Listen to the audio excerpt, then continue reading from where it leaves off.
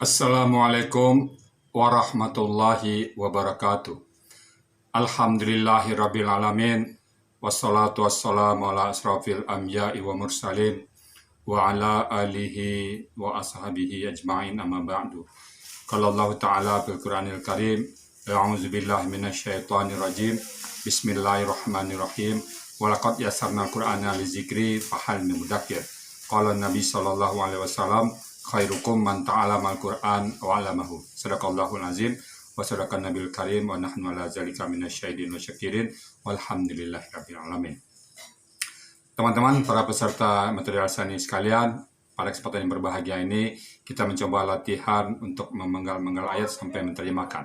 Nah, sebelum kita menerjemahkan, saya bacakan tips dulu untuk kita menerjemahkan Al-Quran material sani. Pertama, tulis ayat tersebut dalam buku khusus ya. Jadi seperti ini contoh bukunya Pak ya.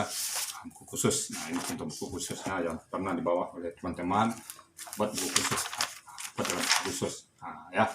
Kemudian penggal ayat tersebut sesuai dengan komponen yang ada. Penggal ya, nomor 2. Kemudian bila terdapat kata kerja, uraikan 4 poin ya. Poin pertama adalah bentuknya, poin kedua adalah pelakunya, poin ketiga adalah akar kata, dan poin keempat adalah pola.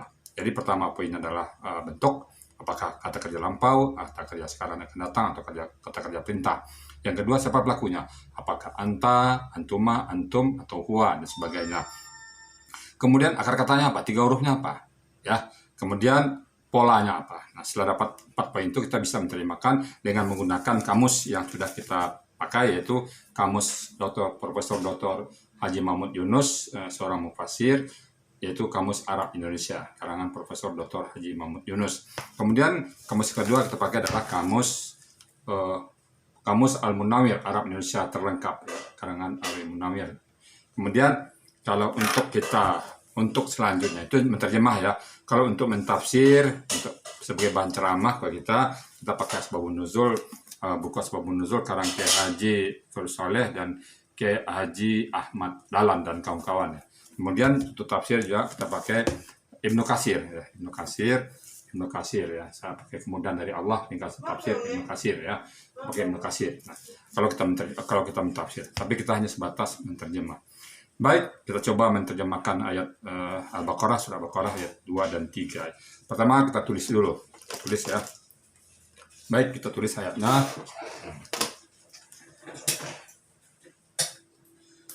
Kita tulis, bentar pelan-pelan kita tulis. Bismillahirrahmanirrahim. Alif lam mim ya. Alif lam mim.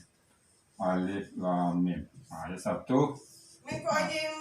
Zalikal kitabu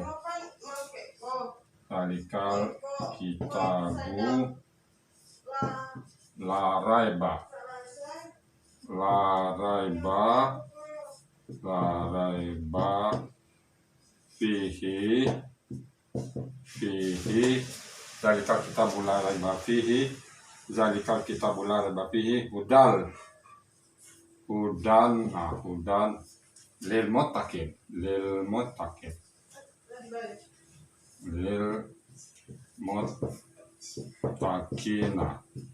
Ini ayat 2. Terus selesai. Kemudian kita penggal berdasarkan komponen yang ada. Kita penggal. Pertama apa? Zalika itu apa? Kata tunjuk jauh. Kata tunjuk jauh artinya itu, yaitu ya, itu. Kata tunjuk atau terjemahkan apa adanya dulu, itu. Alkitabu, nah alkitabu adalah kata benda. Apa ciri kata benda? Ada alif lam. Kata benda.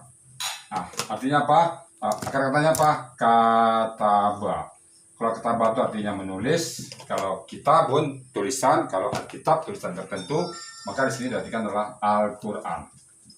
Karena dia mengenal ada alif lamnya. Alif lam ini menunjukkan dia Al-Quran. Jadi alkitab adalah nama lain dari Al-Quran. Lalu ada la, huruf tidak. Tidak. Raiba, ini apa ini? Kata benda. Karena ada huruf keduanya mati ya. Biasanya kalau huruf keduanya mati itu kata benda.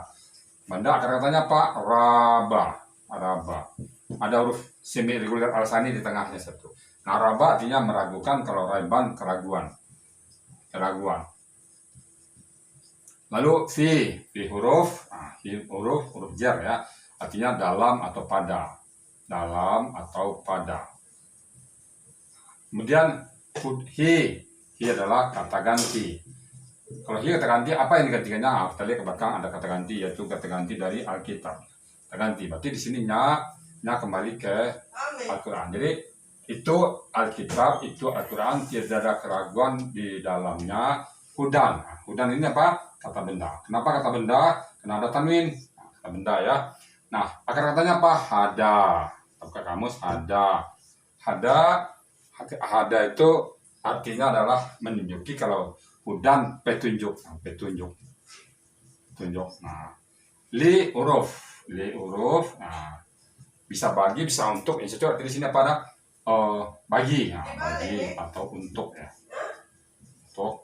Al-mutakun, nah al-mutakin itu kena dibuang, karena mutakin ini kena dali, mutakin, kita perlu kena dali, al-mutakun. Nah, kita membahasnya, menguraikannya al-mutakun. Al-mutakun. Nah, al-mutakun dibuang, apa katanya ini? Alif lam dibuang, ini kena ciri-ciri kata benda. Alif lam. Kemudian mu sama ini orangnya, wauna, banyak dibuang juga. Tinggal ta tasdid dan kaf. Kalau ta tasdid dan kaf tinggal dalam metode al-sani, maka akar kata adalah waqa. Saya udah cari semuanya, akar katanya waqa. Waqa artinya apa? Memelihara. Karena dia ta tasdid dan kaf, maka berpola ifta'ala. Polanya ini ifta'ala. Polanya ifta'ala. Nah, coba lihat waqa, pola tambahnya, coba lihat. Tambah alif depannya, matikan waw, tambah ta. Apa jadinya? Ittaqa. Jadi ittaqa. Iutaqa dulu. Awal dulu ya. Iutaqa.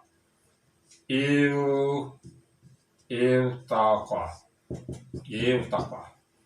Nah, karena nyebut iutaqa susah, maka waw melebur jadi ta, menjadilah ittaqa. Di waw ini melebur ke ta, menjadilah ittaqa. Hilang wawnya. Ittaqa. Ittaqa artinya apa? Bertakwa. Takut. Jadi, lil muttaqin adalah orangnya, orang-orang yang bertakwa.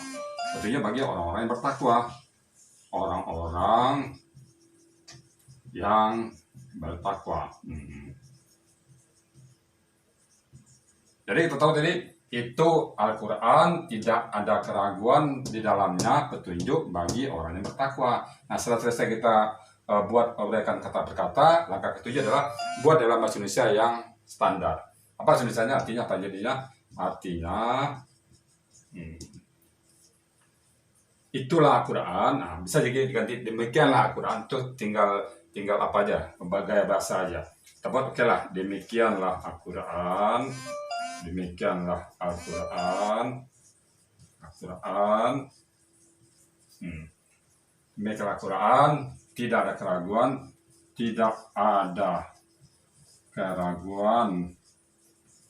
Tidak ada keraguan sedikit pun di dalamnya.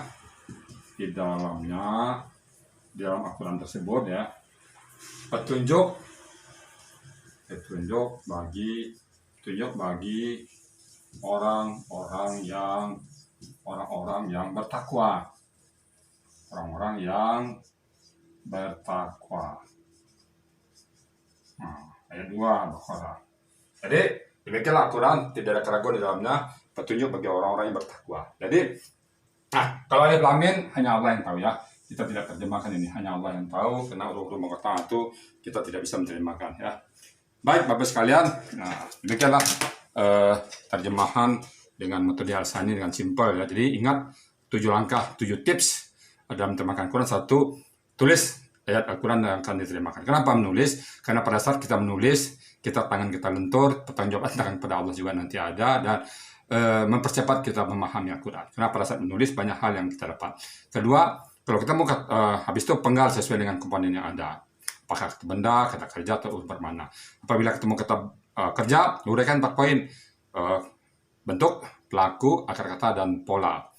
Kalau ketemu kata benda, ya akar katanya apa. Kemudian kalau ada mu, polanya apa. Kemudian kalau ketemu kata petunjuk, kata penghubung, kata ganti, dan huruf, itu hafal saja. Ya, hafal saja karena huruf itu tidak berganti-ganti. Kemudian langkah keenam, uraikan kata per kata tersebut. Uraikan dia artinya apa. Langkah ketujuh terakhir, susun dalam bahasa Indonesia yang baku. Demikian teman-teman sekalian, dengan mudah kita dapat menerjemahkan Al-Quran dengan metode Rasani. Semoga bapak-bapak, ibu-ibu semuanya bersemangat, dan semangat terus dalam menerjemahkan Al-Quran, karena Al-Quran adalah pembicaraan bagi kita nanti di Indonesia. Demikian, lebih kurang mohon maaf. Akhir kalam, wassalamualaikum warahmatullahi wabarakatuh.